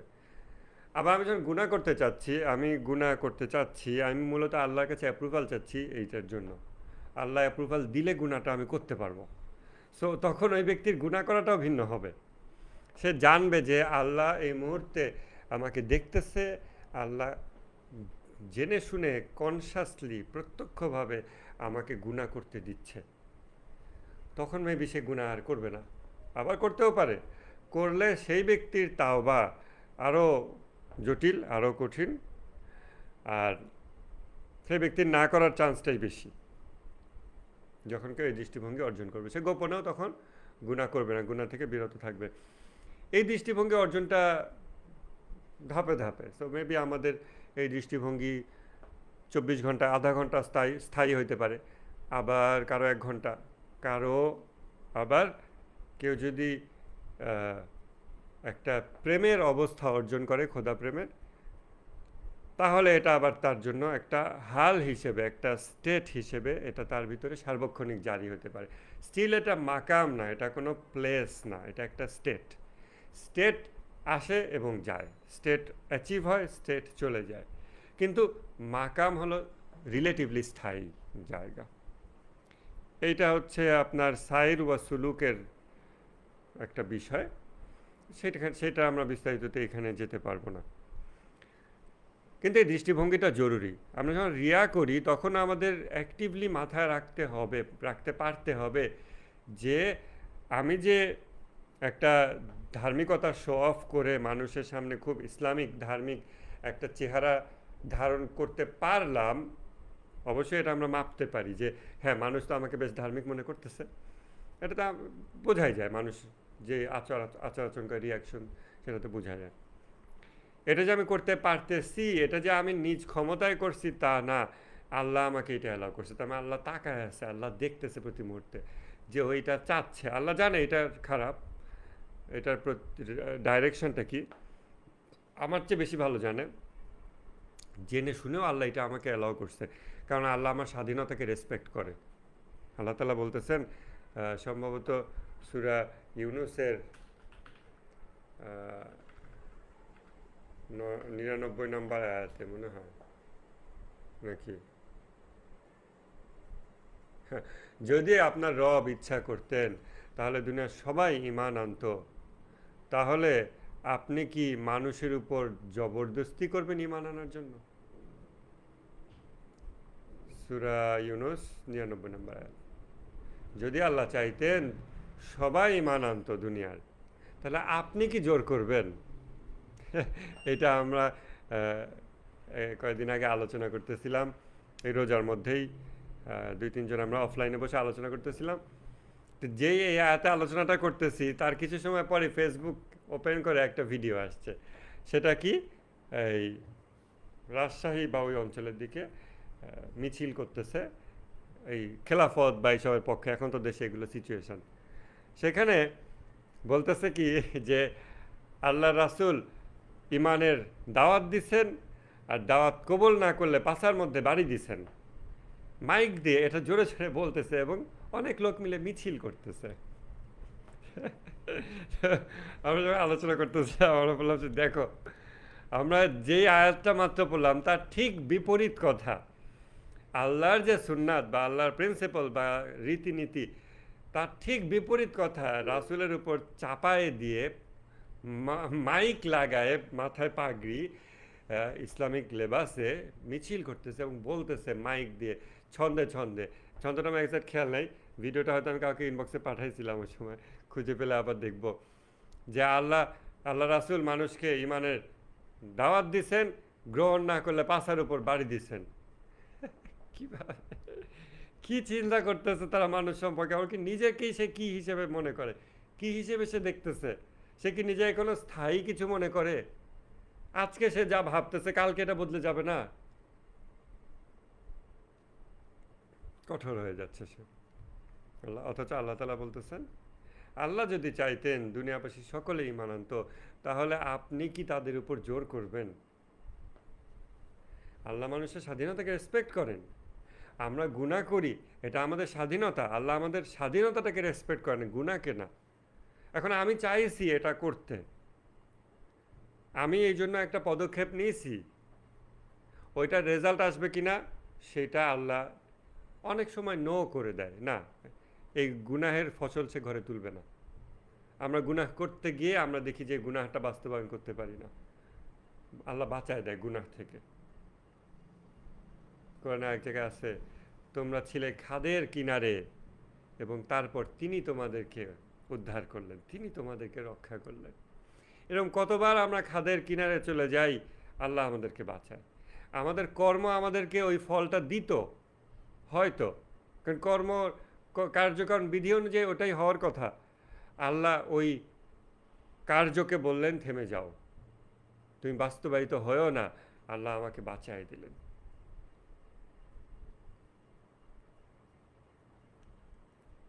এইভাবে আমরা কর্মের জগতে আল্লাহ তাআলাকে একমাত্র শক্তিশালী হিসেবে দেখব এবং বুঝতে পারবো যে আল্লাহই শক্তির উৎস। ইমাম খোমেনির একটা ছোট্ট ভিডিও আছে, ইমাম খোমেনির চেহারার দিকে তাকালেই তো মানুষের হৃদয়ে পরিবর্তন তৈরি হয়। ইমাম খোমেনি বলতেছেন যে মনে করো না যে তুমি বা আমরা কোনো কিছু করতে সক্ষম। নিজেদেরকে কুদরতের যে কেন্দ্র সেই আল্লাহ তাআলার সাথে সংযুক্ত করে দাও, নিজেদেরকে কুদরতের কেন্দ্রের সাথে সংযুক্ত করো। মনে করো না তোমার বা আমার কোনো ক্ষমতা আছে, নিজেকে ওই কুদরতের কেন্দ্রের সাথে সংযুক্ত করো। হে জলের কণা, তুমি সাগরে মিলাও। এটা একটা কবিতার লাইন। ইমাম খোমেনি বললেন যে আমরা ওই জলের বিন্দুর মতো, তার থেকেও ক্ষুদ্র। মনে করো না যে তোমার বা আমার কোনো ক্ষমতা আছে। ইমাম খোমেনি বলছেন যে এই ইসলামী বিপ্লব তুমি আমি করি নাই, এটা আল্লাহ তাআলা নিজে করছেন, এইভাবে বলছেন।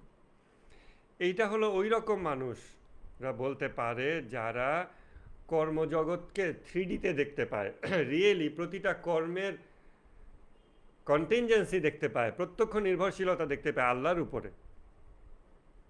এখন আমরা বুঝতে পারি যে কেন একটা বোমা পড়ে কাচের জানালা চুরমার হয়ে যায়, কিন্তু ইমাম খোমেনির হৃদয়ে এতে কোনো প্রভাব পড়ে না, অস্থির হয়ে যায় না, চমকেও যায় না। কারণ তার নার্ভসকে, ব্যক্তিসত্তাকে এবং তার দেহকে, ব্রেইনকে সে টোটালি এমনভাবে ট্রেন আপ করায় ফেলছে যে সে বুঝতে পারে যে ওই বোমা যদি বিল্ডিংয়ের মধ্যেও পড়তো, আল্লাহ যদি না চায় আমার কোনো ক্ষতি হবে না, আর আল্লাহ চাইলে ক্ষতি হবে। সে এই জন্য দুনিয়ায় যা কিছু সে ফসল অর্জন করতে চায়, তার জন্য সে আল্লাহর দিকে তাকায়। সে চায় আল্লাহর ইচ্ছা হোক। সে নিজের যা কিছু ভালো চায় সেটা সে নিজে চায় না, সে চায় যে আমার ভালো চাওয়া হে আল্লাহ এটা তোমার ইচ্ছায় পরিণত হোক,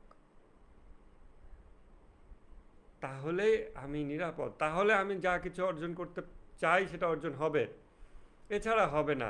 এই জন্য সে নিজের দিকে আর তাকায় না, সে শুধু আল্লাহর দিকে তাকায় যে আল্লাহ তুমি কি চাও, তুমি কি চাও, তুমি কি চাও।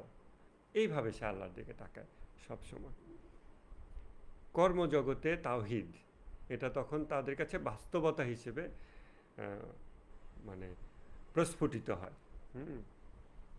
বাস্তবতা হিসেবে তারা এটাকে দেখতে পায়। আর যে মানুষরা ওই যে আলাদা একটা কিতাবের মধ্যে লিখে রাখছে ভাগ্য নামে বই, যদিও কোরআনে কোথাও এরকম কথা নাই, লিখে রাখছে সে অনুযায়ী সব হয়, এগুলো মনে করে, তখন তারা এই 3D ভিউ আর অর্জন করতে পারে না।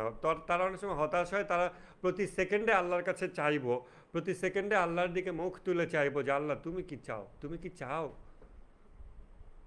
তখন সে এটা করে না, হ্যাঁ ভাগ্যে যা আছে তাই তো হবে। এ ধরনের ছোট ছোট ভুল চিন্তা থেকে মানুষের অনেক পথভ্রষ্টতা তৈরি হয়, অনেক হতাশা, দুনিয়াবি অনেক ব্যর্থতা এগুলো থেকে সৃষ্টি হয়, অনেক অনেক ক্ষয়ক্ষতি এগুলো থেকে তৈরি হয়ে যায়। মুরাদ কি এখন হাত তুলেছেন, এখন কথা বলবেন? বলতে পারেন।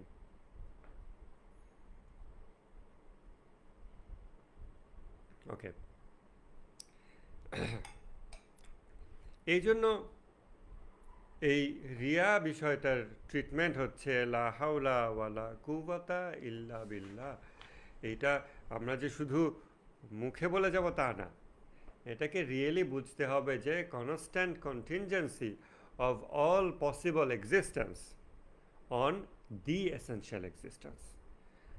সকল সৃষ্টির সার্বক্ষণিক প্রত্যক্ষ নির্ভরশীলতা, স্থায়ী অস্তিত্ব আল্লাহ তাআলার উপর। এমনকি কর্মফলের জন্য, কর্মের ফসল ঘরে তোলার জন্য প্রত্যক্ষ নির্ভরশীলতা আল্লাহ তাআলার উপর। কর্ম সম্পাদনের যে ক্ষমতা সেইটার জন্য প্রত্যক্ষ নির্ভরশীলতা আল্লাহ তাআলার উপর। নামাজ পড়তে পারাটা, কোরআন পড়তে পারাটা, রিজিকের জন্য পরিশ্রম করতে পারা, প্রতি মুহূর্তে প্রতি সেকেন্ডে আল্লাহর উপর নির্ভরশীল। প্রতি সেকেন্ডে আল্লাহ অ্যালাও করে বলে আমি আর একটা লাইন টাইপ করতে পারি, আমি আর এক কদম হেঁটে যেতে পারি।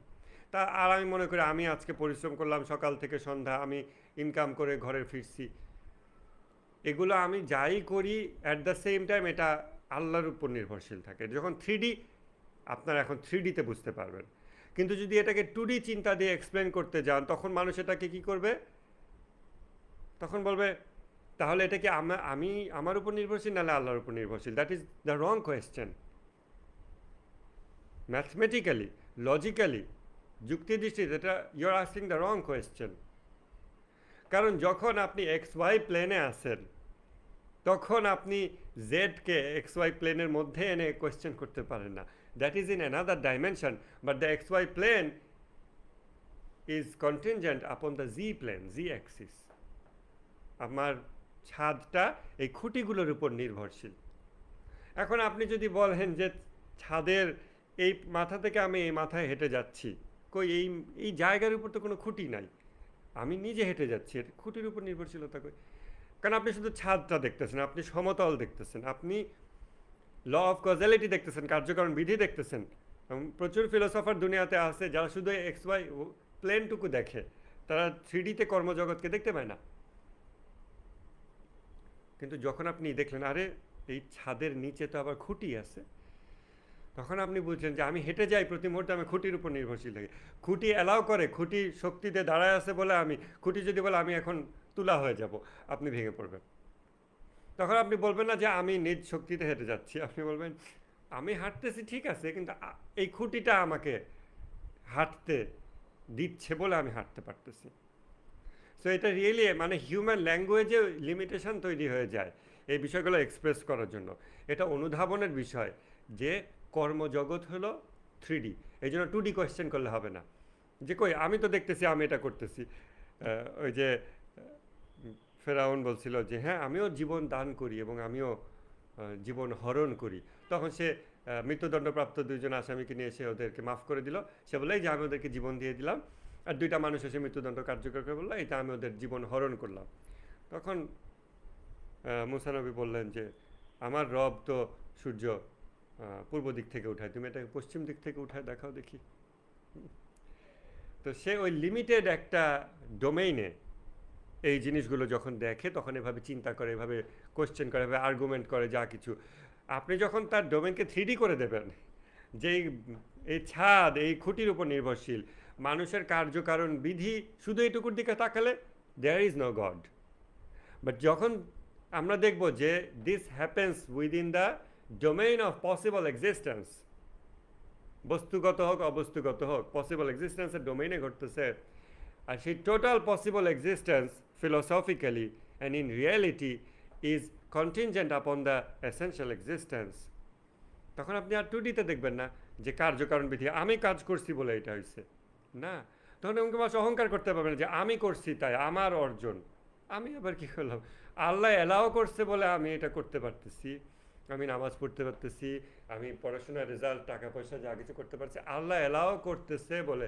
প্রতি মুহূর্তে আল্লাহকে না দেখে ভুলে থেকে যে মানুষ এই কর্ম করে যাচ্ছে, আল্লাহ তাকেও অ্যালাও করতেছে, বাট তাতে আল্লাহ যে অ্যালাও করতেছে এই রিয়েলিটি বদলে যায় না। যে মুহূর্তে আল্লাহ তাকে কিছু অ্যালাউ করে না, সে কর্মের ফসল ঘরে তুলতে পারে না। সে মনে করে এটা কার্যকারণ বিধির মধ্যে আছে, কারণ সে 2Dতে দেখতেছে, XY প্লেনে দেখতেছে, বাট নিচ থেকে ওটা অ্যালাউ হয় না, ওটা অ্যাপ্রুভাল হয়নি এই জন্য। কিন্তু তখন সে কার্যকারণ বিধিতে এটা এক্সপ্লেন করার চেষ্টা করে, দেন ইট গেটস ভেরি কমপ্লেক্স, এবং স্টিল সেটা টোটাল ডোমেইন ওয়াইজ এক্সপ্লেনেশন দেওয়া যায় না। আমার কথা একটু কমপ্লেক্স লাগতে পারে আপনাদের কারো কাছে, হয়তো অনেকের কাছেই, বাট 2-1 হয়তো বুঝতে পারতেছেন, বাকিরা ধৈর্য ধারণ করেন, এটাই ক্লাসের আদব।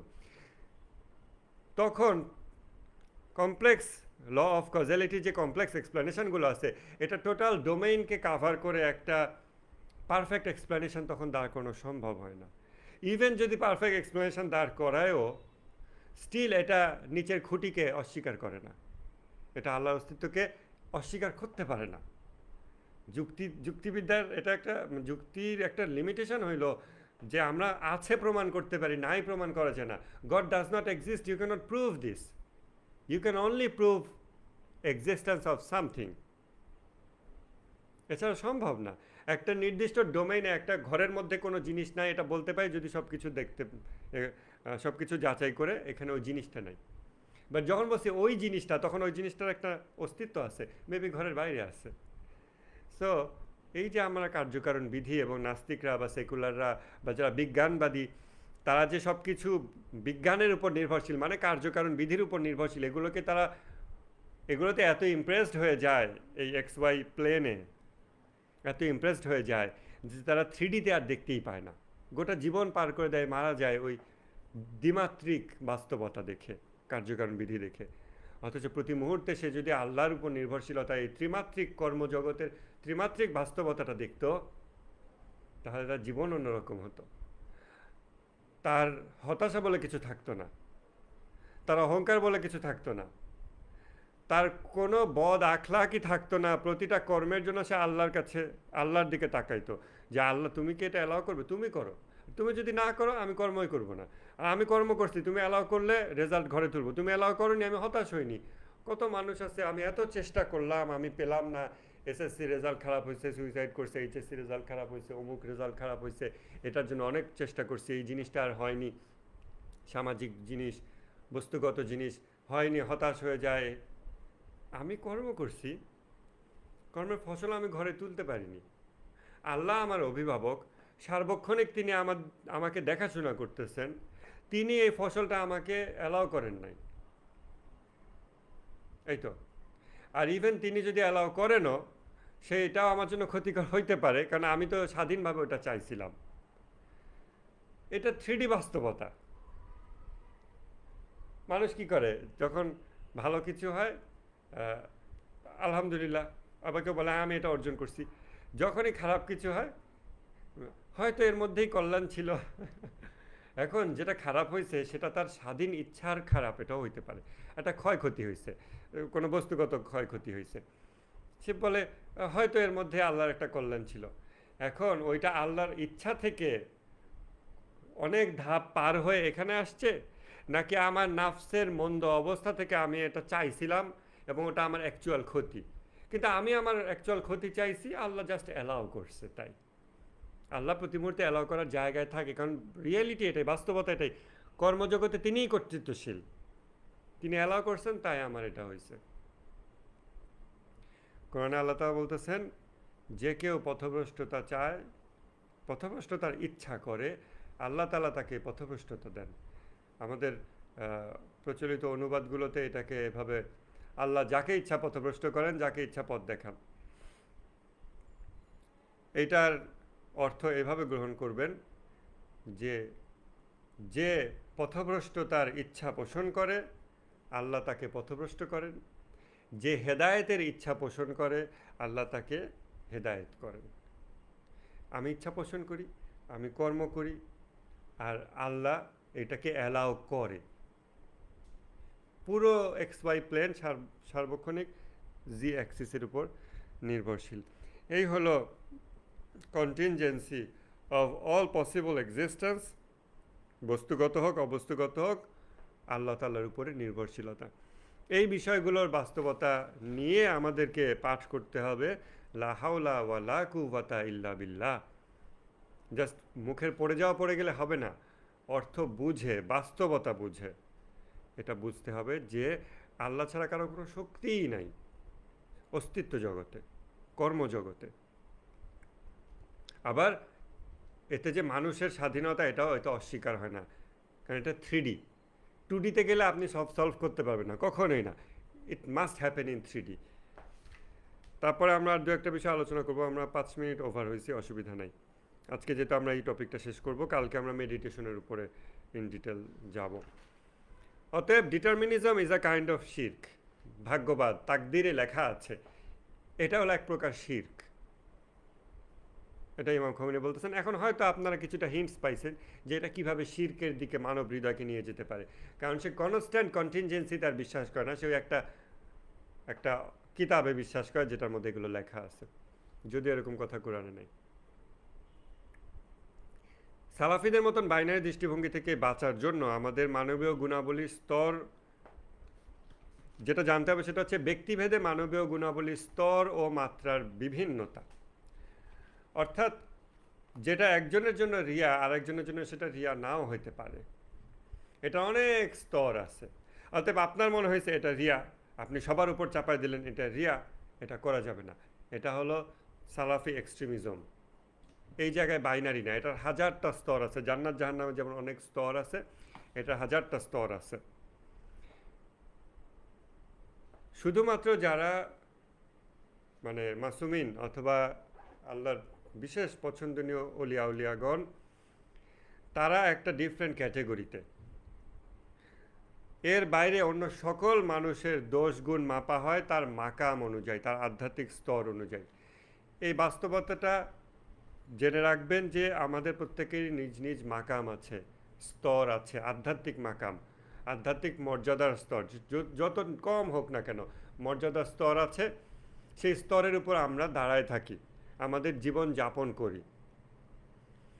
আমরা যদি উন্নত মোরাকাবার হাল অর্জন করতে পারি, ওই হাল বা স্টেটে দীর্ঘদিন থাকলে পরিশ্রমের মাধ্যমে আমরা আমাদের মাকামকে উন্নত করতে পারি বা লেভেল আপ করতে পারি। এবং আমার যেই আধ্যাত্মিক মর্যাদার যে স্তর বা মাকাম, সেই অনুযায়ী আমার কোনো একটা আমল হয় দোষ নাইলে গুণ হিসেবে বিবেচিত হবে। আবার আমার চেয়ে উচ্চ মাকামে যিনি আছেন, আমার মাকামে বা স্তরে যেটা গুণ ভালো জিনিস, আমার থেকে উপরের স্তরের কারোর জন্য সেইটা আবার গুনাহ, এমনকি হারামও হইতে পারে। জিহাদুল আকবরে কিন্তু ইমাম খোমেনি এরকম একটা বাক্য আছে, আপনারা পড়ে দেখবেন। আবার উপরের স্তরে আবার যেটাকে দোষ হিসেবে দেখা হচ্ছে, নিচের স্তরে হয়তো সেটা দোষ হিসেবে বিবেচিত হয় না। এরকম অনেক স্তর আছে। বাহ্যিক শরীয়ত সবার জন্যই, কিন্তু এরকম অনেক স্তর আছে। তো আমাদের যেমন এক ভাই যখন প্রশ্ন করলেন যে আমাদের আবার যখন বলতেছেন যে আমি যত বই পড়ছি তোমরা এত বই পড়ো নাই বা এরকম, এটা রিয়া কি না। প্রথম কথা, এটা তো আমাদের বিবেচনার বিষয় না, কারণ এটা অন্য মানুষ, প্রত্যেকেই রিয়া নিয়ে শুধু নিজেকে বিবেচনা করবে। দ্বিতীয় কথা, এটা ইমাম খোমেনি পুরো রিয়া অধ্যায়ের আলোচনা শেষে এসে বলছেন ব্যক্তিভেদে মানবীয় গুণাবলীর স্তর ও মাত্রার বিভিন্নতা। যেটা আমার জন্য রিয়া হবে এটা আরেকজনের জন্য রিয়া নাও হতে পারে, তার অবস্থা অনুযায়ী। এটা অনেক রকম হইতে পারে। তো আমি যেহেতু এই বাস্তবতাগুলো জানি না, হ্যাঁ আমি ওই মাকাম, যে মাকামগুলো আমি কনসাসলি পার হয়েছি, আমি শুধু ওইগুলোর ক্ষেত্রে বলতে পারবো যে এই মাকামের তুলনায় এই মাকামটার অবস্থা কী।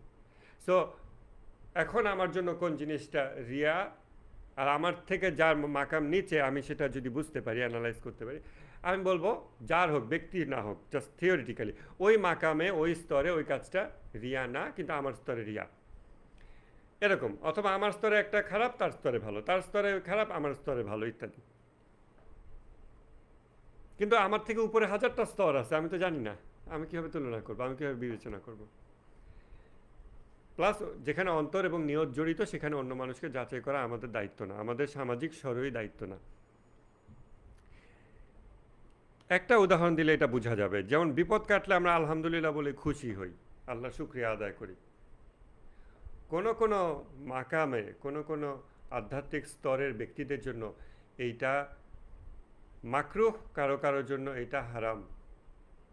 বিপদ কেটে গেলে খুশি হওয়া, শুকরিয়া আদায় করা, আলহামদুলিল্লাহ বলা, কোনো কোনো মাকামের জন্য।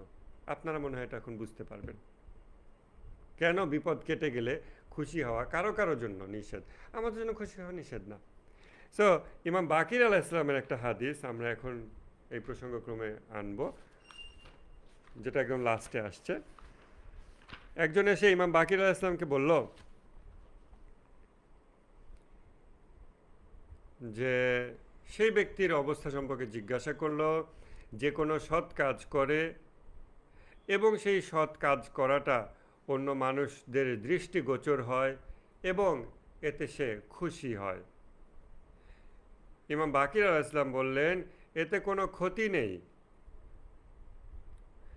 দুনিয়ায় এমন কোনো মানুষ নাই যে এটা পছন্দ করে না যে তার ভালো কাজগুলো মানুষে জানবে না। শুধুমাত্র সেই ক্ষেত্রে এটাতে ক্ষতি যে ক্ষেত্রে সে পরিপূর্ণভাবে এটাকে শুধুমাত্র মানুষের প্রশংসা পাওয়ার নিয়তেই করছে, পরিপূর্ণভাবে ওই নিয়তে। এটার সাথে আমাদের আগের যা কিছু আলোচনা তা মনে হচ্ছে কমপ্লিট কন্ট্রাস্ট। এটা এই হাদিসে ইমাম খোমেনি আনছেন। মূলত এই জায়গাতে এনে আপনারা মানতে যারা পড়ছেন বা যুক্তি দিয়ে চিন্তা করে দেখেন, এখানে এক্সক্লুসিভিটি নাই। এটা এক্সক্লুসিভলি সবার জন্য না, সব মানুষের জন্য না। এটা হলো বেশিরভাগ মানুষের অবস্থা, অবস্থা অনুযায়ী তার সার্বিক অবস্থা। এটা আমরা 4-5 মিনিট একটু এক্সট্রা টাইম নেই, এটা একটু বোঝার চেষ্টা করেন, যেহেতু একটা মনোযোগের বিষয় আছে। সেটা হলো একটা বিল্ডিং, এই বিল্ডিংটা হেলানো আছে, কাজ হয়ে আছে। কোন দিকে? মনে করেন এইদিকে মানুষের প্রশংসা পাওয়া, আর এইদিকে আল্লাহ রাজি খুশি হওয়া। এখন একটা বিল্ডিং, সে ওইদিকে কাজ হয়ে আছে, মানুষের প্রশংসা পাওয়া এই পাশে, ওইদিকে কাজ হয়ে আছে। এখন এই বিল্ডিংয়ের প্রত্যেকটা ফ্লোর বানানোর সময় একটা সাপেক্ষে আর একটা সমান্তরাল, কিন্তু বিল্ডিং তো গোড়া থেকে কাজ হয়ে আছে ওইদিকে। মানে আমার গোটা অস্তিত্ব যখন ত্রুটিপূর্ণ ভাবে, মাসুমিন ছাড়া বাকি মানুষরা ত্রুটিপূর্ণ, সেটা পসিবল যে তার গোটা অস্তিত্বই প্রশংসার দিকে ঝুঁকে আছে। এমতাবস্থায় সে নিজের এক একটা ফ্লোরের সাপেক্ষে, এক একটা স্তরের সাপেক্ষে সে রিয়া না করে যত আমল করারও চেষ্টা করে, তার সাপেক্ষ এখলাস, রিলেটিভ এখলাস সত্ত্বেও সে একটুখানি মানুষের প্রশংসা পাওয়ার দিকে ঝুঁকে আছে, এবং এটা সে পছন্দও করতেছে। এইটা তার জন্য গুনাহ না, এটা তার জন্য ওই রকম ক্ষতিকর না। একমাত্র মাসুমিনদের ক্ষেত্রে এটা গ্যারান্টিড যে এই বিল্ডিংটা একদম আল্লাহমুখী ঝোঁকে আছে। তারা যাই করে আল্লাহর সন্তুষ্টির দিকে অটোমেটিক ঝুঁকে যায়, ওভাবে ঝুঁকেই আছে। একটা বিল্ডিং যখন সূর্য পূর্ব দিকে ঝুঁকে আছে, তার মানে কি সে সানলাইট পাওয়ার জন্য সে টোটাল বিল্ডিংটা ঝুঁকে গেছে ওইদিকে। এখন সে যাই করুক, সে ঘুমাচ্ছে, আমরা বলতে চাই ঘুমের সময় তো মানুষ আলো থেকে নিজেকে ঠেকাতে চায়, এই জন্য চোখ বন্ধ করে। এমনকি তখনও সে আসলে আলো পাইতে চাচ্ছে, কারণ সে বিল্ডিংটা বানাইছে যেন সার্বক্ষণিক আলো ঢোকে। তো সে যখন চোখের পর্দাটা ফেলে, তখনও আসলে সে আলো পাইতে চায়। এরকম যেটা আমরা বাহ্যিকভাবে মনে করি এটা তো আলো না পাওয়ার মতো কাজ, সেটা আসলে আলো পাওয়ার জন্য কাজ। অনেকটা উপমাটা এরকম। ফিলোসফি অফ অ্যানালজিটা মনে রাখবেন, এগুলো জাস্ট উপমা, এটা দ্বারা বাস্তবতা একদম বোঝা যায় না, বাস্তবতা নিজেকে বুঝতে হয়। এই হচ্ছে রিয়া হলো এমন একটা রিলেটিভ ত্রুটি, আপেক্ষিক ত্রুটি। এটা কোনো শরীয়তগতভাবে একদম সুস্পষ্ট পরিমাপযোগ্য, দণ্ডযোগ্য, এরকম শাস্তিযোগ্য এরকম কোনো অপরাধ না। এটা আপেক্ষিক। এই আপেক্ষিকতা আপনার নিজের মাকাম বা মর্যাদার স্তর এর সাপেক্ষে আপনাকেই মেপে নিতে হবে, আপনাকে বুঝে নিতে হবে। ওই যে ইমাম আলী আলাইহিস সালাম বলছেন প্রশংসা পাওয়ার জন্য সে কাজ করে।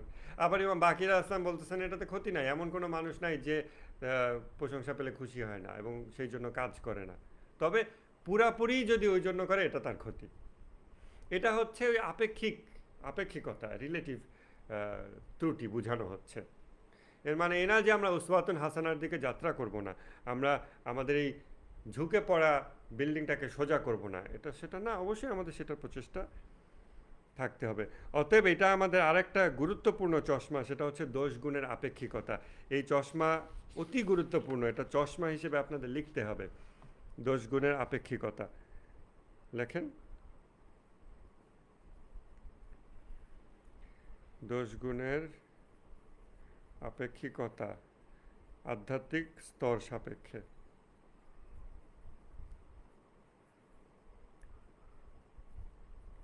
এই বিষয়টা যদি আমরা বুঝতে না পারি, এবং সালাফিরা এই বিষয়গুলো বুঝতে পারে না, আধ্যাত্মিক যাত্রার অসংখ্য স্তর আছে, স্তর বিষয়গুলো বুঝতে পারে না, তখন তারা খুব প্লেন ব্ল্যাক অ্যান্ড হোয়াইট বাইনারিতে দেখে এবং দেখানোর চেষ্টা করে এবং চাপায় দেয়।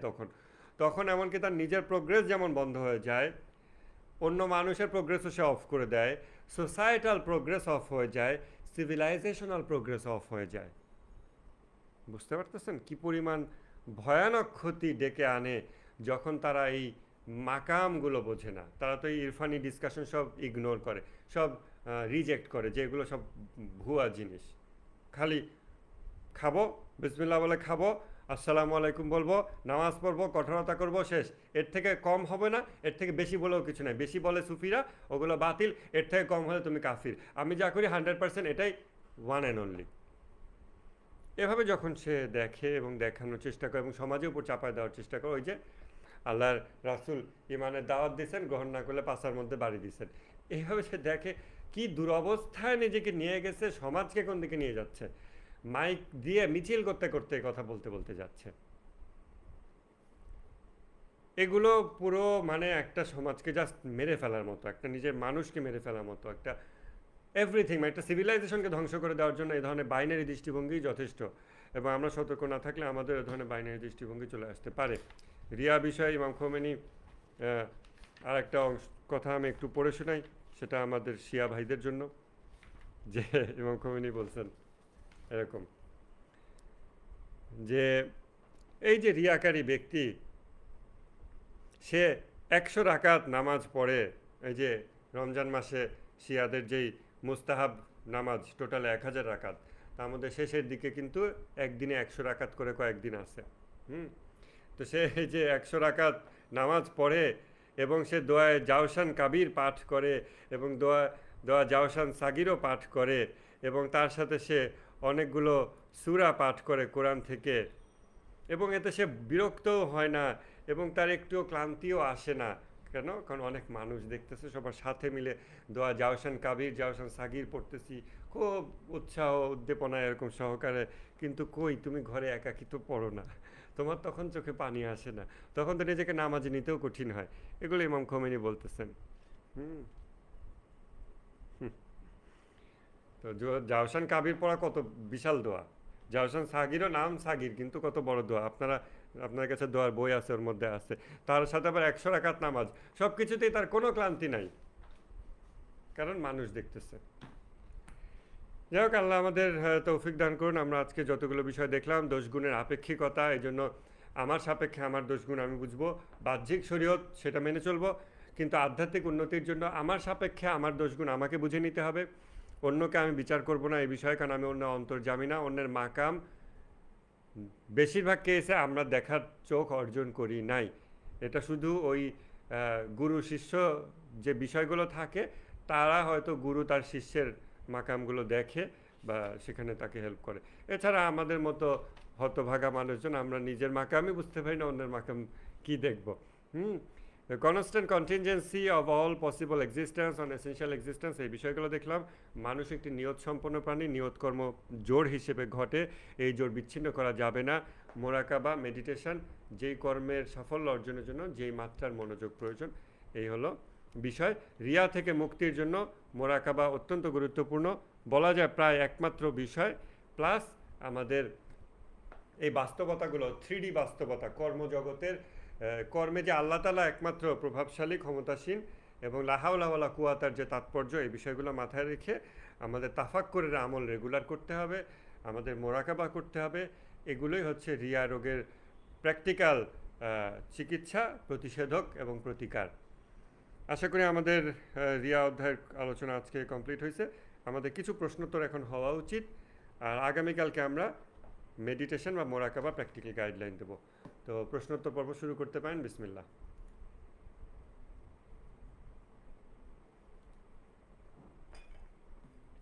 কেউ আছেন প্রশ্নোত্তর করার, নাকি সব বুঝে ফেলছেন? কিছু ডিসকাশন করেন, জরুরি।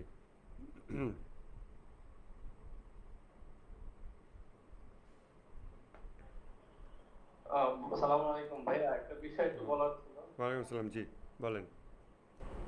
ওই ওই মুসা আলাইহিস সালামের কথা বলছিলেন তো, ওই যে একটা ঘটনা বলছিলেন, আপনি আজকে উল্লেখ করছেন। ওইটা মুসা আলাইহিস সালাম না অন্য একজন নবী? ও, কোন ঘটনাটা? ওই যে মানুষ জীবন দিতে পারে, জীবন ও দিতে ও পারে, ও কোনটা एग्जांपल? জীবন দেওয়া, ওইটা নমরুদের ঘটনা। হ্যাঁ হ্যাঁ, রাইট রাইট, হ্যাঁ রাইট। তো অন্য একজন নবী হবে? হ্যাঁ হ্যাঁ হ্যাঁ, নমরুদের ঘটনা, অন্য একজন নবী। হ্যাঁ, ঠিক আছে। আর আমরা তাহলে শুক্রিয়া, আমরা রিয়া বিষয়ে আর কিছু প্রশ্নোত্তর করবো কিনা?